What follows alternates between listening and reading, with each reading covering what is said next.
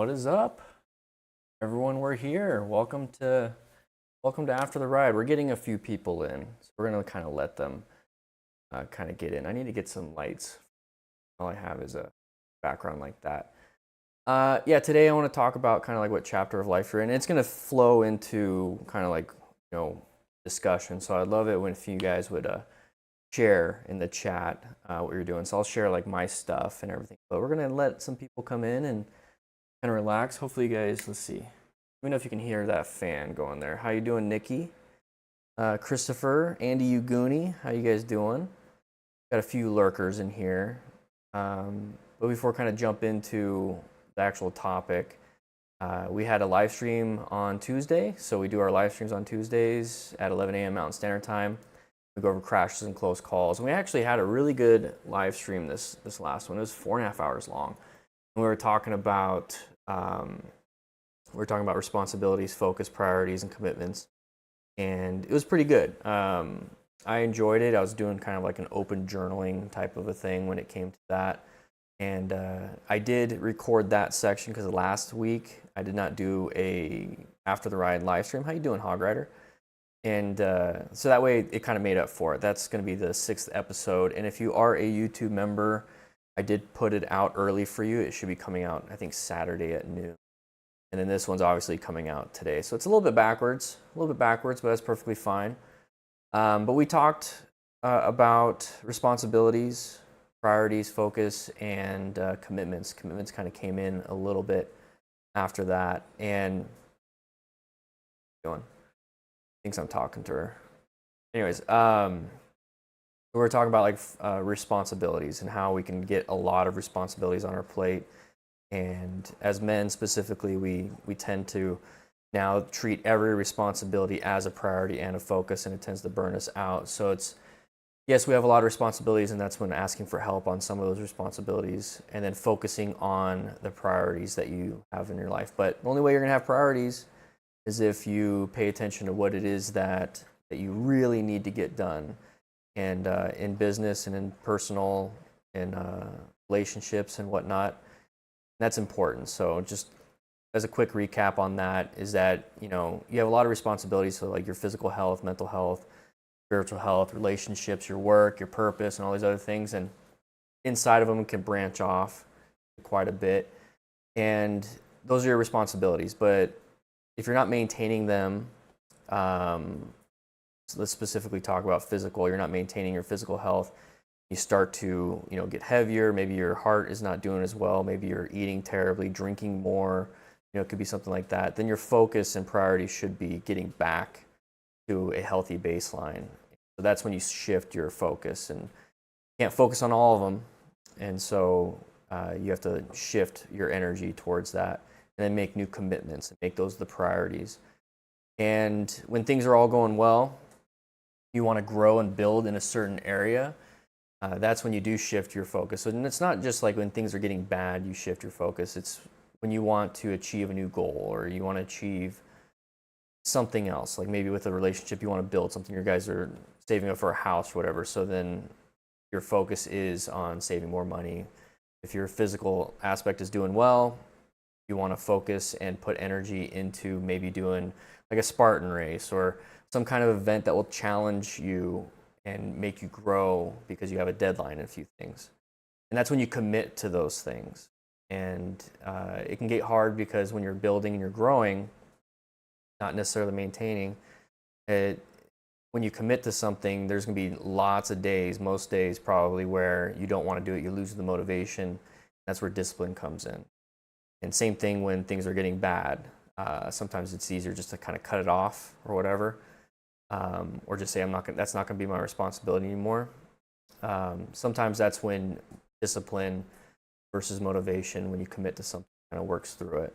So that was basically the live stream After the Ride podcast that I did on Tuesday. There's more in depth on that. I did a little more of a personal story. So if you want to check it out, it'll be out Saturday. And so while we're talking about that, towards the end of that live stream, we kind of started talking about what chapter of life that you're in, because depending on your chapter of life, there's new responsibilities. I mentioned my internal family system, and as a responsibility as a little child is obviously try to survive and go to school, and there's not very many responsibilities outside of listening to your parents because they're the ones telling you to brush your teeth and whatnot, and take a shower. But at some point you take it upon yourself to take that responsibility, and then as a teenager it gets a little bit harder because now you're building different relationships. Then my young adult self, I became a firefighter when I was 19. I was going through the fire academy from 18 to 19 basically, and got hired as a full-time firefighter for Human Fire Department at 19, just about to turn 20, 2 weeks later. So it was July 2nd, 2007 is when I got hired. My birthday is July 14th. And so then the new responsibilities kind of kicked in where it's like, I'm an adult now. I'm an adult. And found my own place, like did my own things, paid my own bills, and then all of a sudden you're learning all these new responsibilities, new focuses, and commitments. So that brought on its own stuff. And then about 26-ish, I'd have to think, it was about 2015. The next chapter in my life was basically becoming a stepfather or father. And there's a father chapter there where now it's like new responsibilities, new things, and like I have to grow quicker all of a sudden because it just kind of was sprung up on me versus like I was prepared for it. And so I had to grow quicker. I had a lot more, so it was a lot more in-depth learning, more internalizing stuff, and still maintaining the responsibilities of being a firefighter, household. It's just added more. My focus kind of went towards that. The commitment went towards that. And then after that relationship ended and no longer a stepfather, this was end of 22. So let's say December 2022. So we'll make it easier. January 2023. So about 2.5 years. About 2.5 years of not being in that chapter. So then it's like, what is this next chapter from the last 2.5 years to possibly 2.5, 5 more years? Who knows? And that's kind of where we left off on the live stream, where it's like, what is it that I am in? And part of that was looking back at the last chapters. Like, what are you bringing into this new chapter that you're currently in, that you don't even know what it is? There's no title for it yet. It's almost like the title of the chapter is written after it's finished. But it's always good to kind of figure out where you're at. And so it's like, what have I brought in from the childhood chapter, the young adult chapter, and then the father chapter? And there's survival, emotional regulation from the childhood area, the hard work and discipline, and realizing you're kind of, it's basically just you. It's a single player game at this point. You have no real help, at least in my case. And in the father chapter is like, okay, now I have responsibilities of taking care of people that are young, and how to manage the whole dynamic of it. So those are the things that I've brought into this chapter. And for the first initial year or two, let's say the first initial year, it was just quite literally like resetting, almost taking a break of writing the chapter, if that makes sense. And the last 1.5 years has really been, it's like, okay, pure focus. What are we doing? How are we doing it? So making friendships, having close male friendships, actively going out and trying new things that I probably wouldn't have done by myself in the past, where I'd only want to do it if I was bringing the kids or, like a girlfriend or something, or a wife. And just kind of doing it solo, like going to the movies, taking myself on dates, going on trips by myself. Obviously, it'd be fun with a friend, but then I slowly started going with friends on stuff. And then dating again, kind of like getting back in the groove, like what is a committed relationship? What's the responsibilities for it, with this new outlook and insight of being a little bit more secure in some of these things. And so I think that's where I'm at in my chapter, where there's been a lot of work involved in integrating those earlier parts of that internal family system, because that's what they talk about. That's how the person started it, the psychologist. I don't remember his name, but it's sometime in the 60s and 70s. basically is having patients say, well, there's a part of me that feels this way. Like, let's say it's a woman and a husband. It's like part of me like really loves him. Part of me just is annoyed by him. Or part of me like finds him attractive. Part of me, when he does this, it's not. Like whatever. It's like there's all these different parts. And he was like, oh, what's this part inside of you? What's this part inside of you? They started developing the internal family system around that. So when you feel like, hey, there's a part of me, that's kind of where it went. And that's what I've been doing, is integrating the different parts. So like I was mentioning with the childhood stuff, it's very big on the emotions, like trying to learn your emotions, trying to survive in an area where if you're left alone and like ran away when you're 8 years old, you're not going to survive. So there's a lot of these survival instincts and a lot of like emotional regulation. So when I have some kind of emotion that's strong, that's the childhood part. And then when I have, sounds like I'm in midlife crisis. No, we're talking about chapters. I am midlife, but and then like the young adult, it's like when things get tough, how do we handle it? Because as a firefighter, so it's like a lot of it was, let's get over the emotion because we're on a fire scene. Let's take care of the situation, focus on our training, focus on what's actually real in front of us.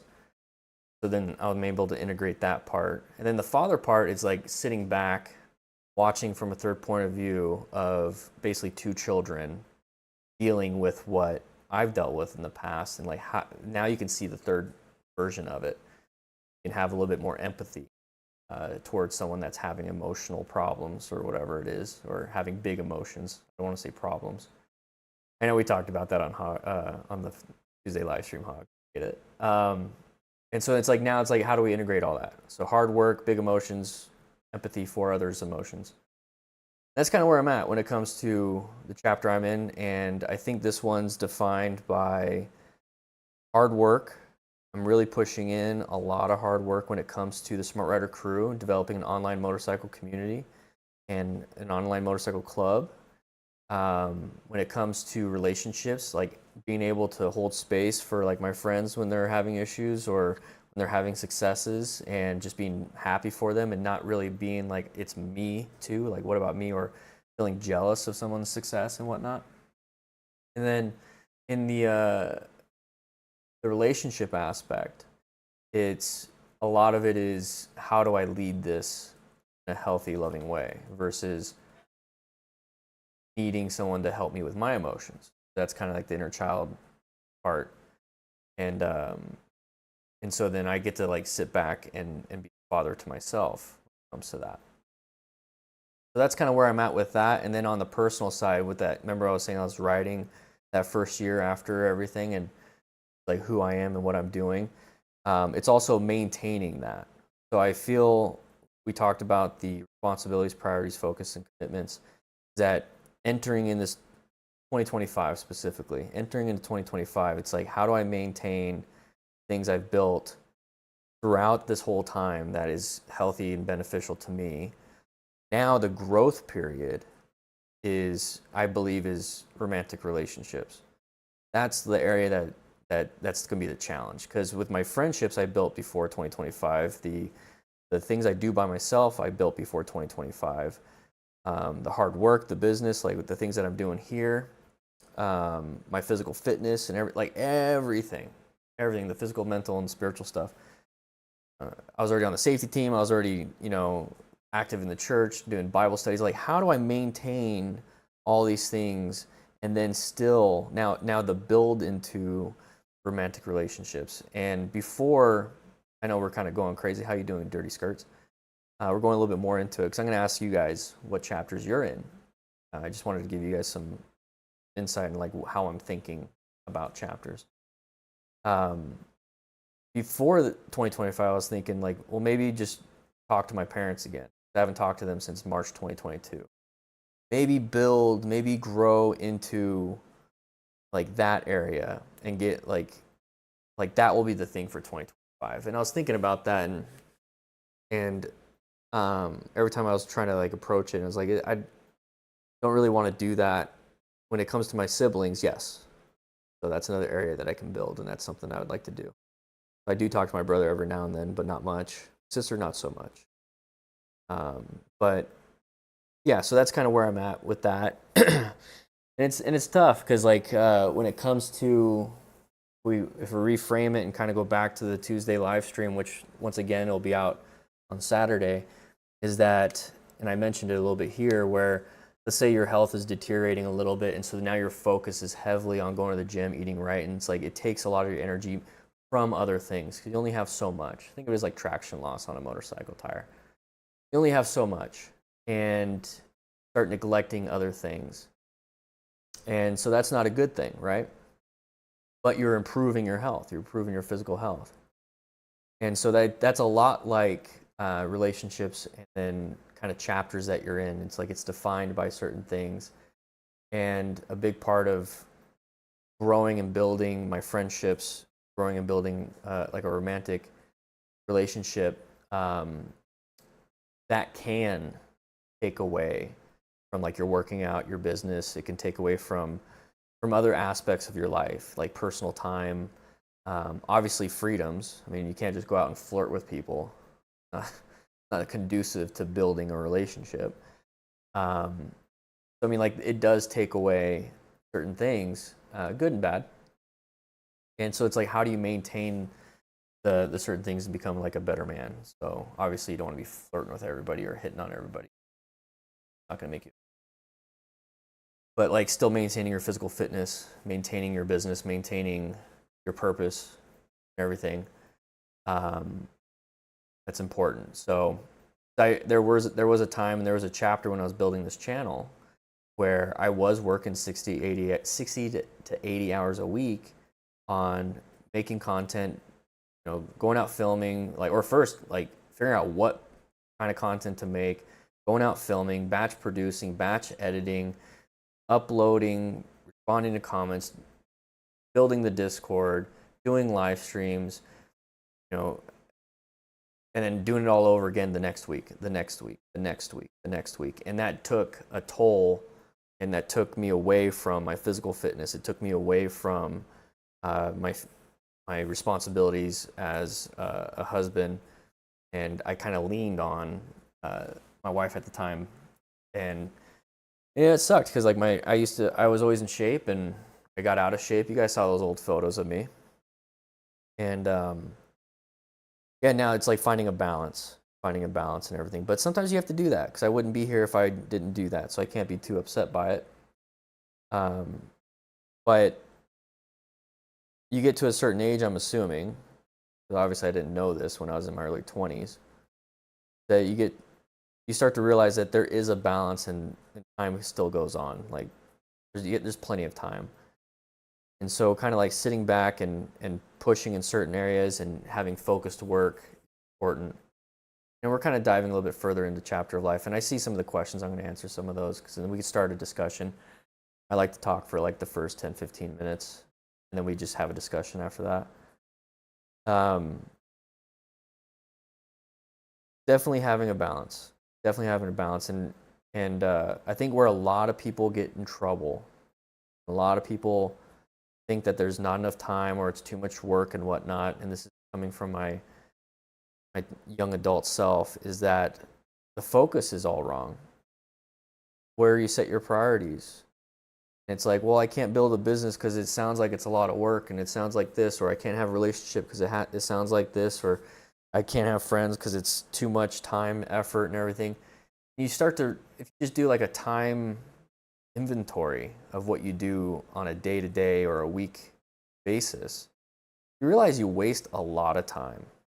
You're on your phone, you're watching TV, you're goofing off, you're sleeping in, you're staying up late.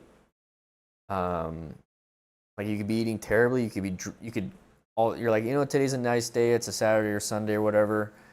I'm gonna drink, you know, I'm gonna day drink. Well, now your day's kind of gone, and you can't really go anywhere unless you want to drink and drive. And you start to realize like you could have been spending all this extra time where you can change your focus and priority on learning how to maintain a relationship, listen to some podcasts, read some books, maybe, I don't know, actually dedicate and be like, set a time, like initiate, like I want to hang out, I want to take you on a date or whatever it is.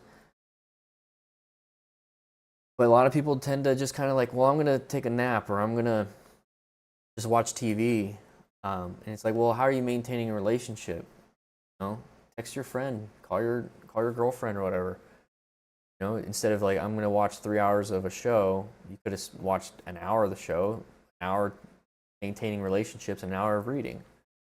So there's always this like balance that I think is important, and that's something that in this chapter, that's what I do.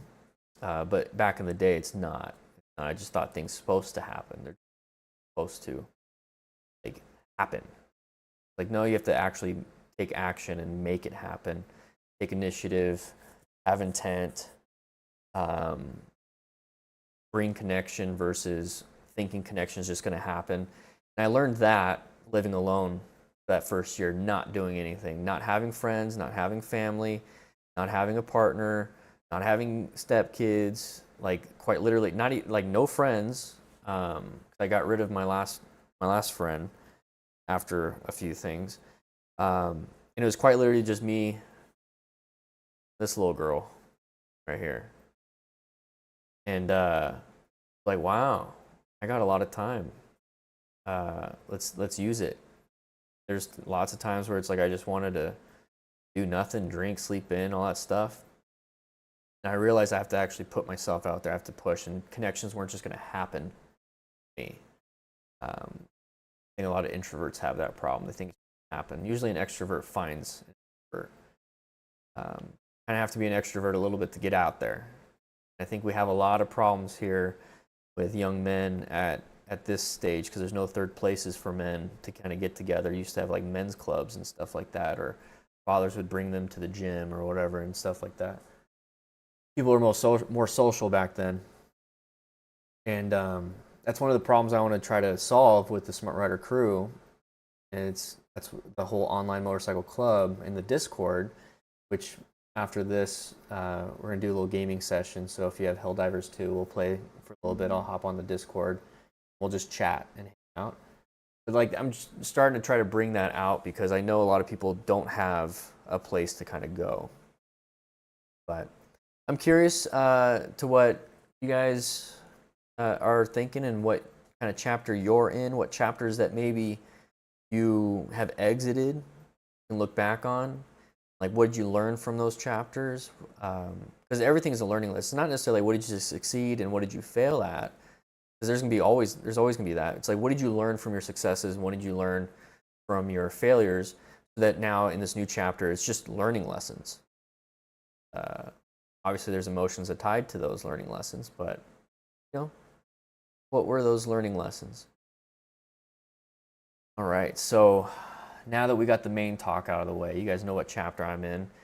Kind of like my methodology around those chapters. I'm gonna start reading some of the chat. You guys want to chat in there? It's good to have a couple of you guys. We don't get a lot of people on the After the Ride live stream, but that's fine. Been getting good feedback on it, anyways. Pretty crazy, and I want to work on maybe setting up a different lighting. My goal is to possibly move sometime this year, hopefully, let's say August, into like a 2-bed, and then have that green screen and lighting and everything that I normally do for a Tuesday, but for the Riding Smart live stream, but have it in the second room so I can actually have better production, better camera and everything. That'd be kind of nice. All right, wasn't it a cross between theology and psychology? You're talking about Kevin has a 9 out of 10 toothache right now. Ooh, got a hot tooth? I've had a hot tooth and they had to do a root canal on that. Sucked. Real. Crazy pain. Theology and psychology, that was from Tuesday. Yeah, I was mixing a little bit because we were talking about Christian principles and kind of like the Taoist stuff and the Stoicism stuff that kind of like apply into it. And we were just kind of trying to figure out how they all kind of work, kind of like giving it up, giving like to the universe or giving it to God, whatever it is that you want to believe in. And just kind of living life in the present versus focusing on the past and focusing on the future. So it was a good chat. It brought back memories of Maslow's hierarchy of needs from my psychology class. Yeah, the Maslow's hierarchy. There's like a newer one, or there's some added stuff where purpose is like on the top. I want to like look more into that. That was like one of the first things I looked into. It came to like almost where I'm at. Where am I at? Like, oh, I'm like struggling, not surviving, but I'm also not thriving. And so then I worked on where I can thrive. That was like that first year that I was writing my chapter of this new chapter that I'm 67, so at this point I just want to have as much fun as possible. Yeah, that sounds about right. My next chapter is a dirt nap. Yeah, hopefully you have like an extra 2 chapters. Hopefully you get 2 more chapters out of that, man. Does clove oil actually work for that toothache? How come I haven't spoken to my family? Watster 47. Well, there was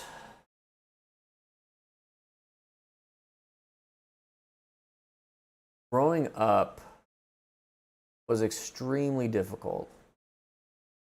And I thought it was normal. I thought it was normal until I was like about third. I thought it was normal until I became a stepfather. I thought everyone kind of went through what I went through. And I realized it's not. It was not normal. It was pretty abnormal. We talked about ACE scores, adverse childhood experiences, on Tuesday. And my ACE score is 6 or 7, I think, like out of 8 or something, out of 8 or 9. And so my parents were the cause of a lot of those. And I just wasn't aware of how that was a problem. And then the moment I separated from my marriage back in March 22, I called them up. Because what happens with those ACE scores is it does train you in a certain pattern. I mean, you're watching your parents, you're learning as a kid, you're being talked to from your parents, and the whole attachment, everything. I learned a lot of bad things when it came to relationship, like a lot of bad things from them.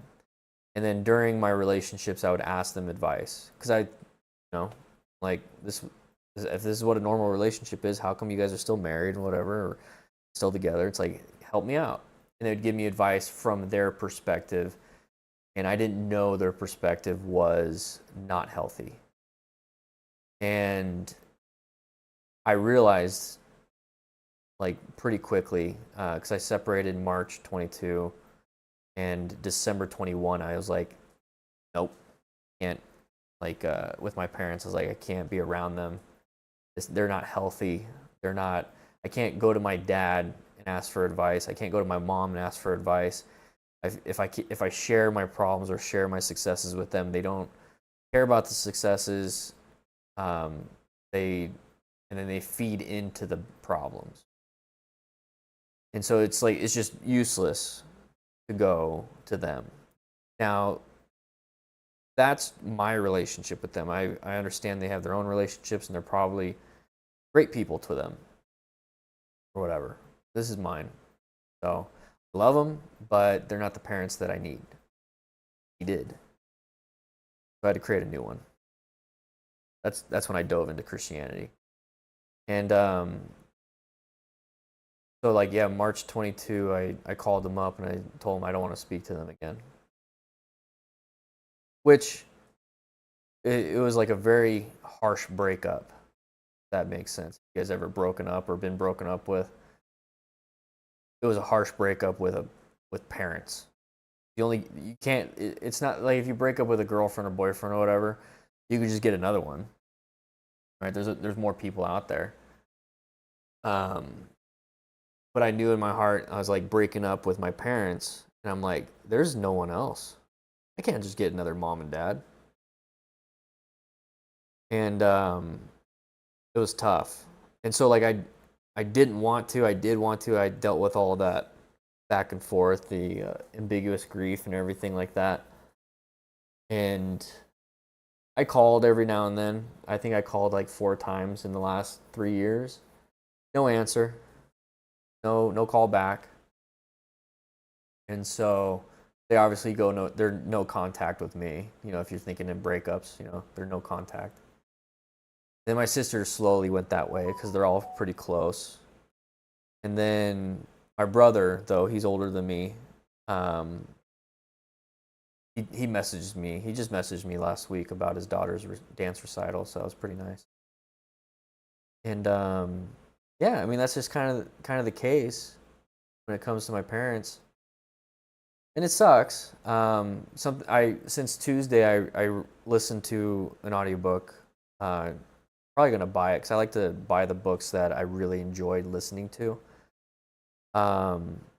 It is I don't even remember the name. I think it's the way of the superior man, and one of the chapters talks about live as if your father were dead.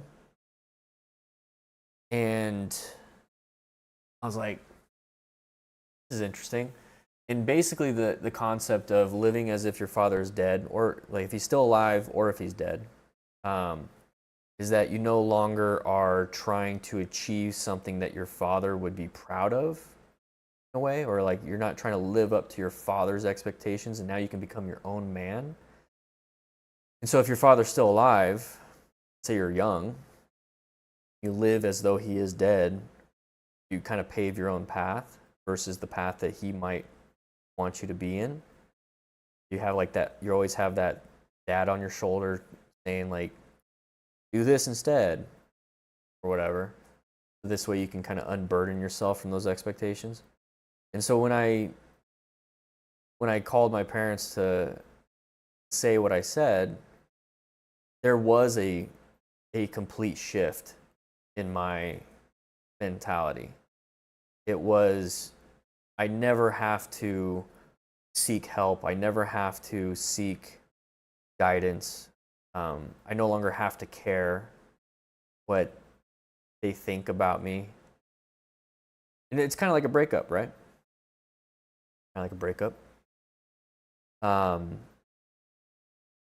it was free. It was freeing because like the guidance and the advice that I was getting just wasn't healthy. And yeah, it's a very big breakup. And so imagine 35 years of 35 years, and it's family you can't replace. So imagine like how influencing that relationship is on my life. Like I remember the frame of mind of the father chapter. I remember, and now I remember, and I know the frame of mind I have now. The frame of mind of my father and young adult chapter, I guess, was quite literally like, oh, they're right. They're right. Like it's whatever they say is like right. They're my parents. And so when I have like a differing thought of like, well, I'd like to do this kindly, or I'd like to do this in a different way. Let me ask my dad. Here's my situation. Here's the direction I want to go in a kind way. You know, I want to like maintain this relationship. I want to find out how to love this person, or like I'm having a difficulty with this. And he goes, basically, here's the way I would do it, and his way of doing it is destructive. Something I didn't really come to terms with as an adult, but I knew as a kid. I knew it as a kid.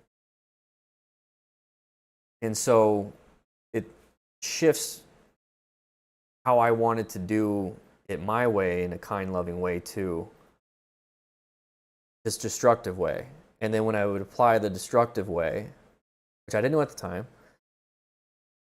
all of this, like, things would blow up. And then I'd go back to him and be like, hey, things blew up. Like, my relationship's ending, or like I got more, it became worse, whatever it was. It just got worse. And once again, he'd give me more advice on his way, and it'd get worse and it'd get worse to the point where it just kind of like I no longer have a relationship with whatever I'm doing. Because you have a relationship with physical fitness, and you have a relationship with, work, right? It's not necessarily friendships and romantic relationships. And so like all the advice was bad. So like when it would end, let's say it's a romantic relationship, and it would end, I'd be like, well, it freaking ended. He'd be like, well, sometimes it doesn't work out. And I'd be like, oh, okay, yeah, sometimes it doesn't work out. There's no like accountability. Not necessarily from him, but it's like there is none where it's like, Daniel, what did you do? Because the thing is, like, what I did was what he advised. And that's tough. It was a hard shift to, because the moment I called them up, became estranged from them. Like I said, it was freeing. I no longer have to live to his ideals. I no longer have to do the advice. But now I have no advice. Now I have no one to ask questions. Now I have nothing. And so now I have to do the things that I originally came into that conversation with my dad for. It's like, this is how I want to do it. What do you think?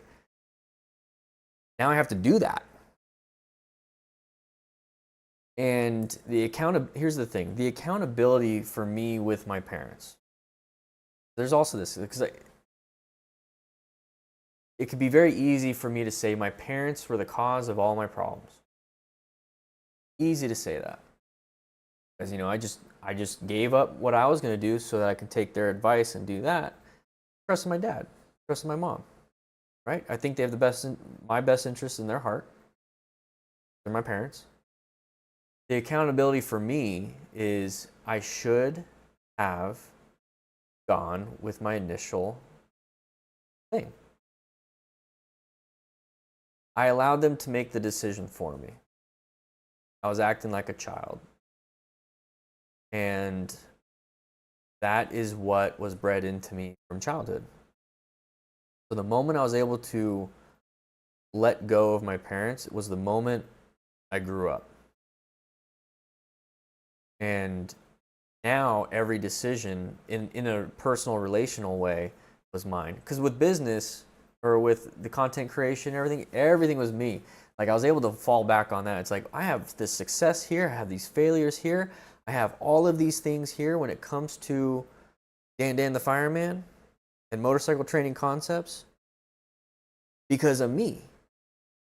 And so I had that mentality already, but I guess I wasn't confident enough, or just so risk averse when it comes to friendships and romantic relationships and fatherhood. And so then once that ended, I just applied, hey, it's all on you. If you fail, you fail. You win, you win. What did you learn? And that's something that I wish my parents taught me at a young age. I wish that's something that I somehow picked up at a young age. It was something that I was teaching my stepkids. I was letting them fail. That was a big argument with my ex-wife. I'd give them opportunities, not to fail, but I was giving them opportunity. Yeah, well, I wasn't setting them up to fail. I was giving them opportunities to fail or succeed on their own. I was there to catch them and support them if they failed. I was there to congratulate them on succeeding. And it's like, here's the next thing. Try this. Do this. You want to do this? Go ahead. And that was a big problem because she was very much like, never let them fail. If they started to fail, do it for them type of a thing. And I'm like, no. Not how life works. Not how life works. Let them fail. So it was very interesting. And so yeah, it's easy to blame my parents. It would be easy to blame my parents. That's kind of what I did when I did the estrangement. But then having a year away from them at least, and now it's almost 3. or it is 3. It's over 3. I've kind of internalized during this chapter. It's like, no, anything and everything that happens and doesn't happen to me is my fault. Feelings, sure, have them, but move on. Move on to the next. And I definitely apply that to my friendships. It's been easier because I've been friends with my new best friend for almost 2 years now. And it'll be 2 years like in October or something, so a year and a half. And that was a hard learning lesson, but it was quick. I was able to do that. Very good friend. And then so I learned that. I feel like I'm in a very secure place when it comes to meeting peers that are not romantic. And then when it comes to romantic relationships, I've had like 2 or 3 the divorce. And each one has been progressively way better. I've learned way better, picked way better. And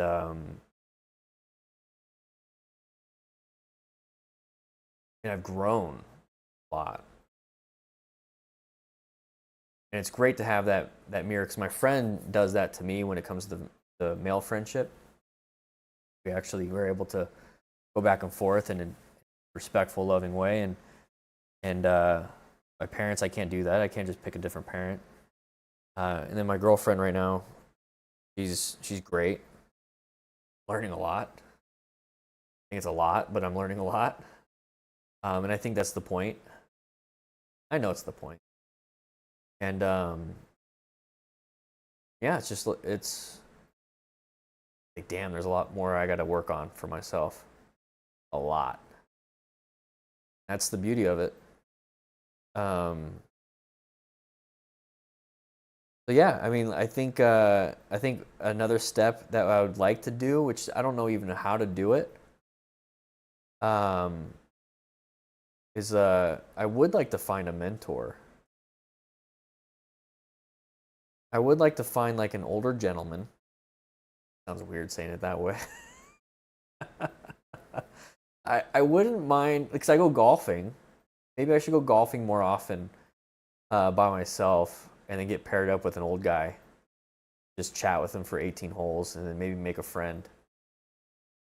But getting somebody else's life advice that I trust would be really nice. And we talk about that in business all the time, where you want to have mentors that are doing better than you so they can help you through pitfalls. I think that's what a father should be doing for their son, but not there. Anyways, let's see. Let me go up through some of the chats real quick. Dan, you need to read this book by Mary called God Guides. Okay. All right, I put that on a tab. So I'll go ahead and have that, because I'm about to do the second run through of the Superior Man book. My girlfriend must be watching this, because she just called me gay for wanting an older gentleman. Thanks, babe. It did sound weird when I said it. You have to push yourself to get better. Otherwise, you get stuck in a weird neutral zone and get bored with life. Yeah, and that's great. See, this is what I love about the After Right. We try to do this for an hour, so we got 30 more minutes. There is something I've been reading recently, for some reason it's been popping up on my Twitter feed. The reason why life as a kid seems to be like such a long period, and then after that, it feels like time goes by like super quick, is because everything's novel when you're a kid. Everything's new. Everything's new. 5th grade, 6th grade, 7th grade, 8th grade, all different new chapters till 12th, whatever. Everyone's new. I mean, my new friends, old friends, whatever it is. Hey, new sport, new game, new this, new that, new this, new. All these new memories. So like life seems to just take forever. And then when you become an adult, you get into routine. It's like, well, every morning I do this, every evening I do this, every day I do this, every week I do this, every month I do this. And like the only novel times are like those vacations or whatever it is that you do. But since you're in that routine, it seems like life. I'm going to be 38 next month. I feel like I'm 25. Like, where did the 13 years go? It's kind of weird. And so a big part of that is finding novel things to do. And if I look back on my last 3 years, the things that pop out, Spartan races, Ragnar relay race, a cruise that I went on. I went to Vegas with my dog Stella. Stella. She ignores me. What else? Yeah, then going to the beach with her. Staying at Airbnb in Phoenix, like going to medieval times by myself, basically, and Sedona, my girlfriend. Now I can start pointing out things like Sonoyta with her. Friendship-wise, like yeah, we went to the Ragnar together. Some night hikes, a mountain hike that we went to. Like, so finding those novel things and breaking up the schedule is important. And so for me, like my yearly thing is the Spartan race, which by the way, guys, I mean, there's only 25 of you in here. I might make it a bigger announcement, probably on the Smart Rider Crew newsletter, is I'll be doing a Spartan race in November in Phoenix. And I'll be doing all three. It'd be kind of cool to see if we can do a meetup sometime in Phoenix. Stella does love me. See? Stephen Molyneux, I just started following him on Twitter, by the way. He has a book, Real-Time Relationships. Go ahead and...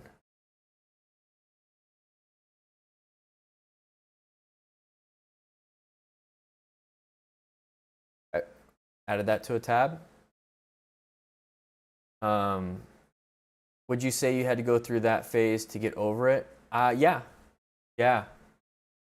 So I'm trying to catch up now because I go a little bit in depth on every question. That's what I used to do on the live streams, and they would be like 4 hours, and I'd get like 2 videos done. People would get annoyed. So would you say you had to go through that last phase to get over it? Yeah.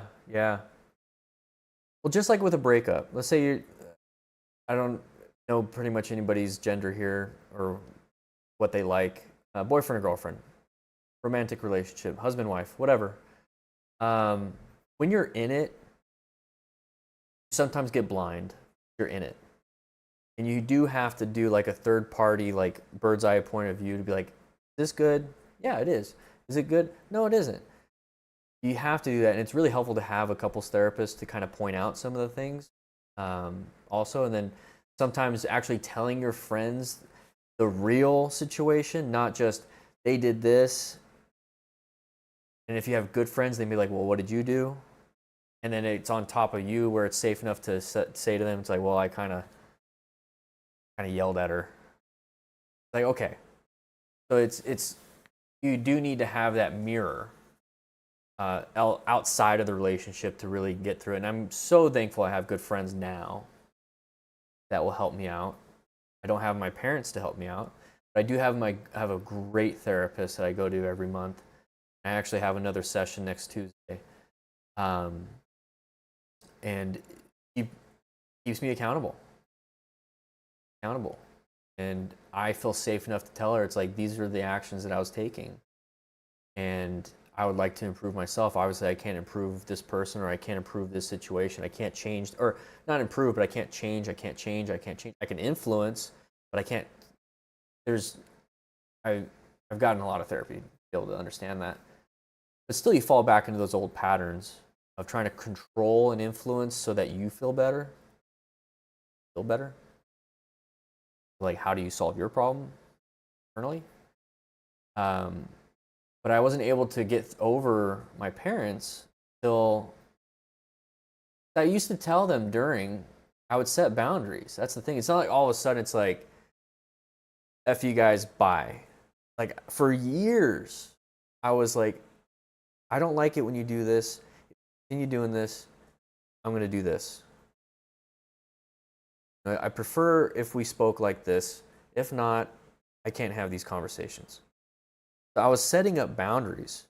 And each time, I think they kind of got into the mode then, at that point, they didn't see me as an adult. I think they got into the mode of, I'm your parent. I can say and do whatever I want. And it's like, well, okay, maybe if I can't come from like, I'm a kid, I can do whatever I want, but I'm not a fucking kid anymore. I'm a 30-year-old. I can do whatever I want. And so I was setting those boundaries, and slowly but surely I was distancing and disconnecting from them. And then the last 6 months before I called them up and said, I don't want to fucking speak to you guys ever again, I made a point. I talked to my wife at the time. I was like, hey, I really want, I want these kids to have grandparents. Like, I love my grandparents. I miss them dearly. I want them to have grandparents. And it's like, I'll make a better effort. Or at least I'll keep these boundaries in place, and I'll make an effort. So we would travel to Yuma, where they live, about 3.5 hours, once a month to go visit. And each time, it was just, it was not good. And then so it was like July, August, September, October, November, December for Christmas. And my parents got in a huge argument in front of my kids. Made me feel like a little child again. Like, oh, mom and dad are fighting. Big nervous system reaction. Felt embarrassed, beyond embarrassed. And then felt scared, like a little kid. And I told my wife at the time, I was like, we're not coming back. I'm not going to do that. I'm not going to put the kids through that. I'm not going to put you through that. I'm not going to put myself through this. It's like, we're not coming back. Not coming back. So we didn't. And then three months later, ended. So and afterwards, after that phase, I read a book called What's Your Grief? And it talks about ambiguous grief. So like losing them, losing the stepkids, losing a marriage. There's a lot of grief. What kind of grief? A lot of people would say like, well, they're not really your kids, so what's the problem? Like, well, I raised them for 7.5 years. Like, I grew to really love them, protect them, and provide and all that stuff like a real dad. So it was really hard to like grieve over that, not having parents to help me with grieving. And even then they would tell me that. My brother even said that. It's like, what? Now you're free. It's like, no, I'm not. So like I had to go through all of that to get over it. So like now at this point, I've grieved the kids. I've grieved. My parents are still. It's still rough every now and then. Whenever I have an issue where it's like I really wish I could talk to my mom.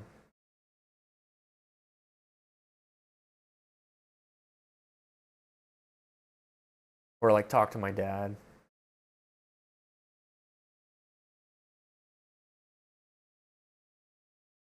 I just journal, and then with journaling, I've been able to recognize God and Christianity. So I get answers there. So I get my answers there, and it's nice. Kind of have to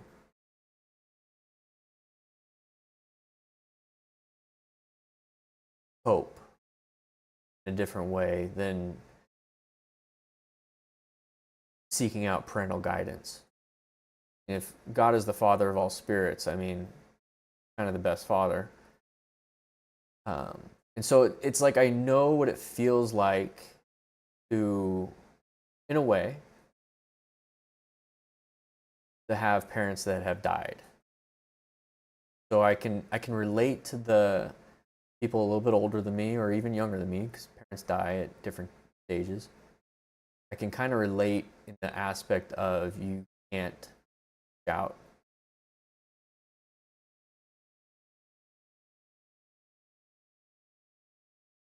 So you find a way to get what's needed elsewhere. Tough.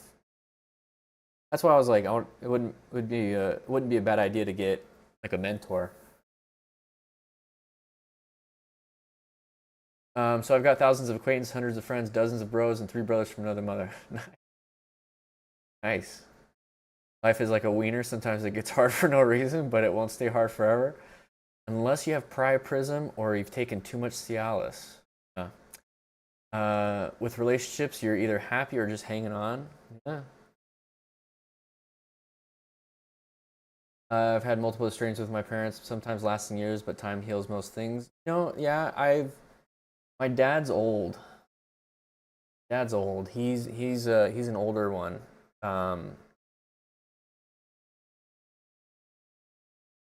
He was born in 49. See you later, Fortunate. Born in 49. Make him like 77? No. 5? 76. So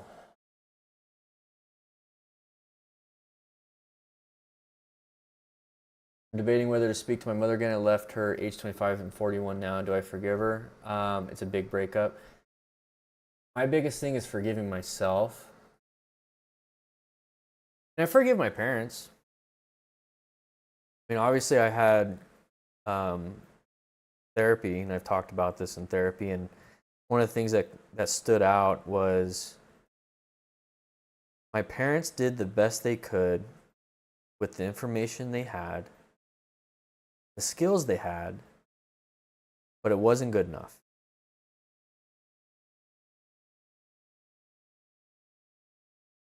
If you apply that to anything, right? Any relationship. Say you're a boss and you have an employee. They did the best they could with the skills they have, with the information they have, but it wasn't good enough. I had to fire them.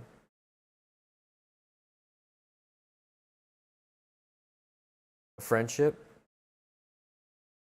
partner.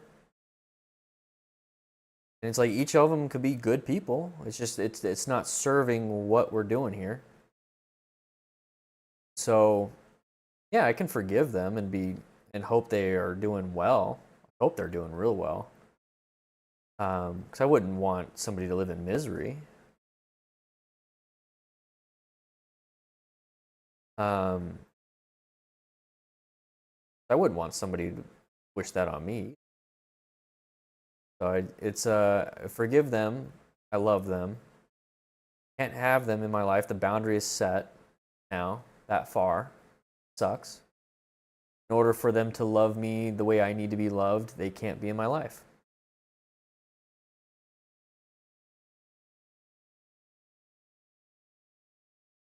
Unless, here's the thing, unless there has been some growth. They can love me with boundaries.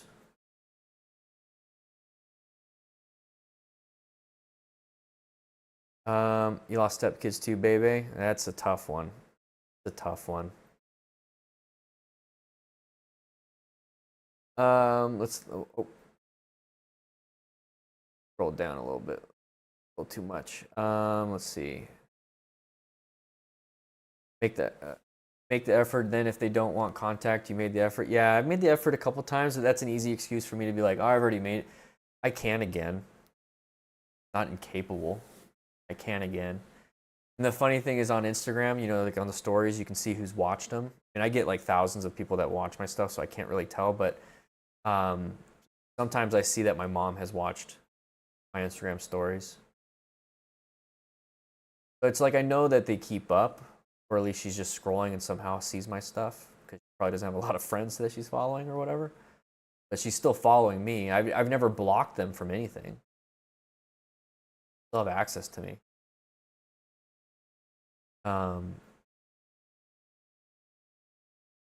Never get closure. Yeah.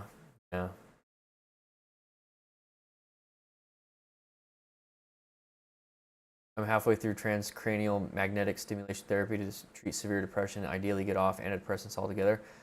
I don't know if you left already, Fortunate, but it's interesting. Heard of that? I've heard of rapid eye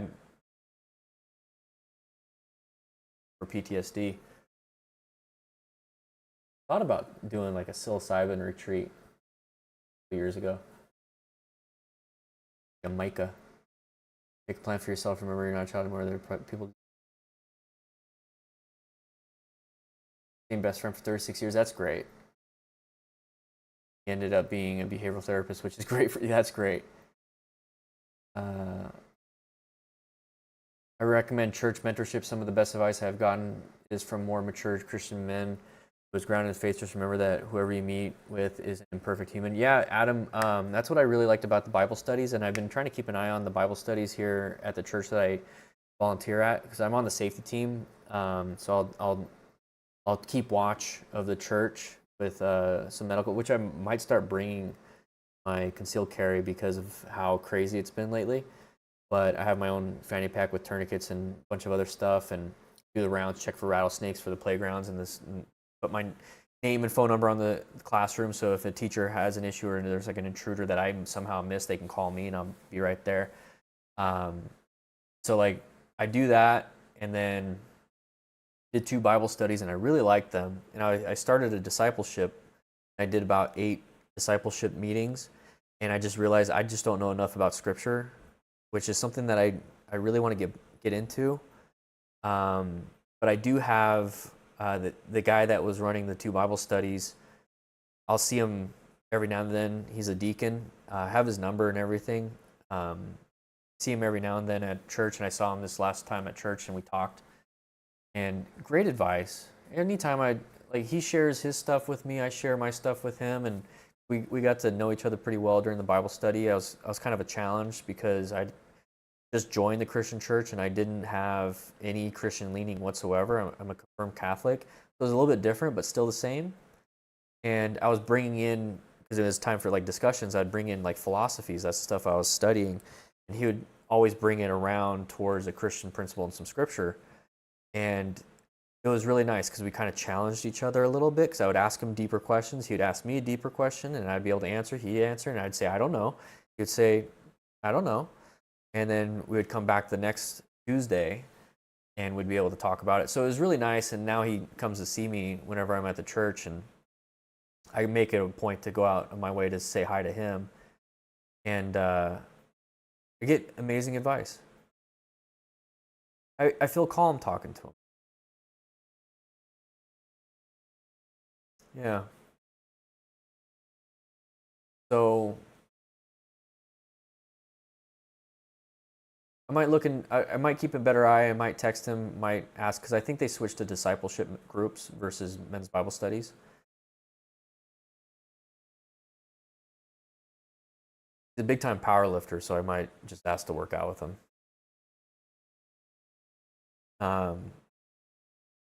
Meet up in Tempe. Yeah. It was like the last straw.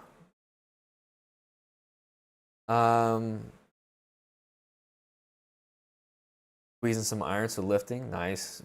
Mr. Splooge Spore. Nice name. God is the best father, yeah. How do you forgive a parent who called you at the end of school day and say, don't ever come home? Got kicked out when I was 17 because I loved my father more through the divorce. That's tough. That's tough. Tough. You can forgive her as a person, not having the maturity. And if you know nowadays, if you look around, not a lot of mature adults. They're all 8-year-olds living in a 38-year-old body. And having grace for those kinds of people, it just sucks and it hurts when it's a loved one that you look up to. That's what I'm dealing with. Have I read Carl Jung? I haven't read any of his books, but I've watched a lot of the videos of some of his stuff. And I love Carl Jung. I haven't read a book though of his. I feel like it would be a little too heady for me. I might give it a try. I'd like to stay, but probably okay. See you later, Fortune, if you're still here. See you later, man.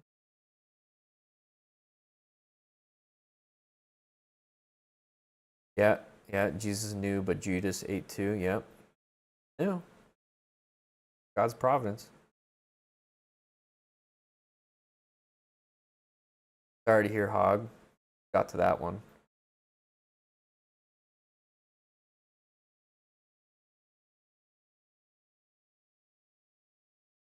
Baby, thank you. I appreciate that. I mean, it's not necessarily like issues. It's more of a like, because we did talk about chapters and stuff. We talked about what chapter you're in and everything, and men's mental health month this month, and so like a lot of the the after the ride stuff is kind of be themed around certain things like that. So like next month, this is kind of we're gonna finishing up the live stream. I just now caught a lot of this. Is I'll be announcing a lot of same thing on the Tuesdays live stream. I'll be doing that, but announcing like what's happening. So actually, yesterday was the last week for entries when it comes to the Smart Rider Games, the first season. So I'm gonna have to tally everything up and then find out the winners. Basically, everybody that's participated, I'm gonna get everyone's address because I have their emails. I'm gonna be sending out a challenge coin to everyone that participated. So I'm pretty excited to see everyone. I'm glad everyone participated. There's a lot of cool videos and everything like that. And so like next month, I really want to dive into more of like a physical fitness thing. So every quarter, there's gonna be like a physical fitness or physical discipline. The Smart Rider Games for 4 weeks instead of 8 weeks. And then the third month in that quarter is gonna be kind of like this, where it's like an after action. Like how did we do for the last 2 months? Like what is it that we learned? And what, here's a book that let's do like a book club type thing. And here's some updates and then we have like game nights and stuff every now and then, which I'm going to host one tonight for about an hour or two. Have some fun or until I get tired.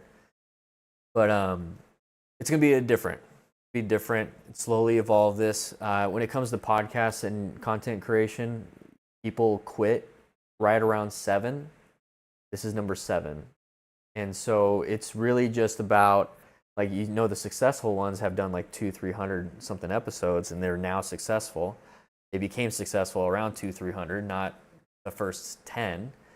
And so we're just going to keep doing this, keep evolving, keep getting better and better and better at what we're doing here when it comes to the podcast. Same thing with the live streams. Once the Smart Rider training manual and all the courses and stuff that I have going on, I'm going to be focusing on developing the Tuesday into like a real class. And so it'd be like a Tuesday class and then a Thursday chat after action of the week, what we're doing. Because that leaves me Friday, Saturday, Sunday, Monday to really kind of relax and just do errands and get things done and do the small things. And then Tuesday, Wednesday, Thursdays, a lot of filming, a lot of other things to get done. So it's my weeks are all this. So that's just kind of where I'm at.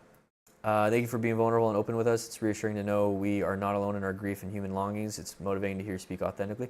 You're welcome, Alice. It is what it is. And that's the thing is, like, I know a lot of people, we're going to probably end on this. I know a lot of people don't like to speak about their feelings because they're going to be judged.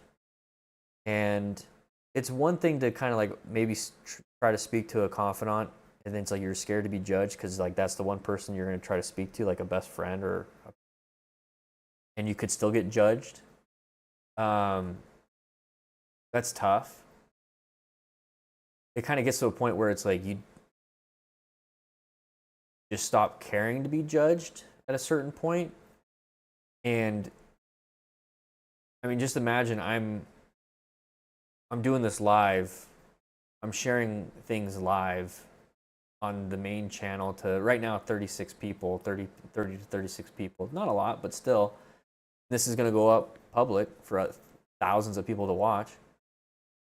And these are all strangers. I get ripped apart in the comments sometimes, and it doesn't matter to me at this point. I think I've had a lot of practice being able to do that. And then therapy, being able to, like, yeah, I know we're not all perfect. I think a lot of people like to pretend that they are, or like, it's almost like a self-fulfilling cycle where if you don't tell your friend your struggles and they don't tell you their struggles, you think that their life is going well. They think your life is going well. And if you keep doing that with everybody, it seems like everyone's doing well. And so then you feel guilty for having bad feelings. You feel like you're failing because you're having bad feelings or a bad situation. And then they're feeling that, and they're feeling that. So, but still nobody shares. Nobody shares. When it takes one person to share, say, you know, I just need someone to listen to. I'm going to take care of it. Obviously, for the last 10 years I've known you, this is the first time ever sharing a bad thing. I've had bad things happen to me in 10 years, and look at, I'm still fine. Still good. I handled them on my own. But this one's tough, and I want to do something different. I want to share with you. I'm still going to handle it. It's just nice to be able to share it. You do it. Like, thanks for listening. Appreciate it. You know, actually, you know, what would you do in my situation? I trust what you have to say. I might not necessarily do it, but you don't have to say that part, but it's like, I want to hear. They tell you, okay. You still handle it your way. Maybe now there's like a little bit of a flavor from your friend that you trust. Maybe. Or maybe they pointed out like something that you didn't even think about. They were speaking. They were listening. And now your friend does that for you. And now they share their problems, you listen. And then if everyone just keeps doing that, it's like, oh, guys, we all have the same problems. We all have the same problems. We all have the same issues. We all have different ways of dealing with them, but we all have the same problems. And here's the thing. Like I said, we're going to end on this. Here's the thing. That's what content creation is. That's what YouTubing and all that other stuff is. I started doing this. I started making motorcycle videos because I had these problems. I was like, oh, I didn't know. Here's a tip on motorcycle helmets. I was looking up like, when do I wash these? When do I replace my helmet? I find out and then I share it. I was like, hey guys, here's 5 tips on when to replace a helmet because I just figured this out. Oh, a lot of people already knew? Cool. Here's a lot of people that didn't know because nobody's asking. Nobody knew to ask. Like, oh crap, I've had a 10-year-old helmet and I've dropped it 12 times.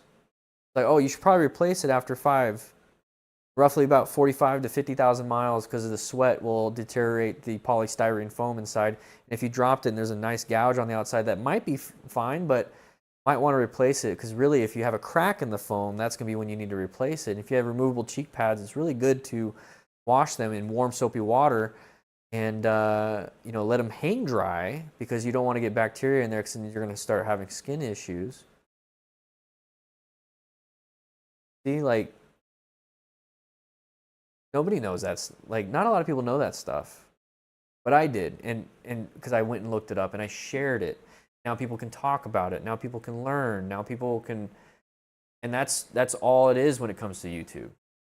You have a problem yourself. You find a solution yourself. You just record yourself explaining the solution, and then people get to know. That's it. You just keep finding new problems, or you find a problem. Like I found a problem with motorcycle training. I didn't know. I thought motorcycle training was perfect. I was like, I can ride, not a big deal. I know how to ride. And then I became an MSF rider coach. I was like, cool. I want to learn how people learn how to ride. And I was like, man, there's a lot of holes in here. There's a lot of gaps in the motorcycle training world. And then I started looking, it's like, well, people can't make it to an MSF class. So like, how are they supposed to train? There's not an MSF class everywhere. There wasn't an MSF organization in Yuma, Arizona. There's 2 or 3 here. There's 2 here in Tucson. There's a couple in Phoenix, but it's like, I can't travel. Like, nobody's going to do that. And so, like, I found gaps. And it's like, okay, let's train people how to ride. Let's take the knowledge that I have, the problem that I used to have, and build out a syllabus, build out something that's different than MSF, come up with my own things like the plan method, come up openly, like road strategy. I was like, oh, they don't teach road strategy. They only teach you how to maneuver the bike in a parking lot. They don't teach road strategy. They don't teach what to look out for. They teach you emergency swerves, emergency braking, but what about emergency acceleration to get yourself out of that? Like how to aim for it, like how to prepare yourself for that emergency swerve. They can't teach you escape paths. They just tell you find an escape path. Like, well, what's an escape path? Where to look? What can you do? How do you practice swerving outside of a parking lot? Like, I just started finding gaps and started teaching to them, and that's how I developed the curriculum, and I'm sharing it. Same thing with mental health. Same thing with life advice. Same thing with anything in this world, because in this world, it's learning. All you're doing is learning every day. Treat it like school. Monday through Friday, I'm learning. From 9 to 5, I'm learning. The evenings, I'm learning to relax. How to relax, how to recover, how to rejuvenate for the next day of learning. And then weekends, how to have fun. How to be an adult, you have to do errands maybe. Learn to cook, try a different meal. Every day is learning. It's just that with the internet and social media, people are just sharing it. A lot of them are acting like they know it though. Like, no. Unless you've been a chef for 10 years, you know, trying to teach someone how to make the perfect grilled cheese. I mean, unless you've been making it for 10 years. I don't know. You can always share. You don't have to be a chef. It'd be cool to teach firefighting stuff, but pick motorcycles. Same thing to you, Angel. With the Smart Rider membership, I'm thinking about joining. Does it come with the cones? No, the cones are on the shop. So if you just want to get the cones, that's cool. The cones comes with the book. Once those books are done, I have a new 24 drills book. If you get the book now, it comes with the digital version of the drills. The new book. Okay, so there's like 2 books already on there. Inventories needs to come out. So the Smart Rider drills, that's the old book, and then the Smart Rider games is a different book, and then the new book that I'm coming out is 24 drills in a vertical format, one entry and exit. It's the same entry exit. New videos attached to it, everything, 24 drills. There's a couple new ones that are in there. That I'm working on getting printed. So the physical books on the store are some of the older stuff, but still great. But whenever you buy a physical booklet, you get digital downloads of those booklets. I've included everything. Rescue booklet, like all the different booklets, the digital versions inside that, and the new one that's 24 drills that I'm waiting to get printed is included in the digital download package. So you're still getting everything. You're just not getting the new physical book. But once those booklets are gone, or once I print these ones out, that's what's going to be. So get the digital, you can get the physical booklet, you can get the physical booklet with the cones, and all of these come with digital downloads. See how it's complicated? That's why I'm just trying to make it simple. I'm trying to just do one booklet, the one online motorcycle club membership, and then whenever I develop the next booklet, the next book, it will be the Smart Rider training manual, which I'm currently developing. A lot of work. But yeah, that's kind of where I'm at. And thanks for sharing your chapters and asking great questions. I know this is a good opportunity to kind of like just hang out and chat. But if you guys want to, I'm going to go on the Discord. So I'm going to put a link in the Discord and play some Helldivers 2 with you guys, kind of just hang out. The link in the chat. There's the Discord server. So there's a lot of different channels. One of them is a gaming channel. I'm hoping to do like a virtual bike night and a few other things that are just not gaming, but it's very easy for me to do it this way. And I'll see you guys on there. All right? Hello. See you later.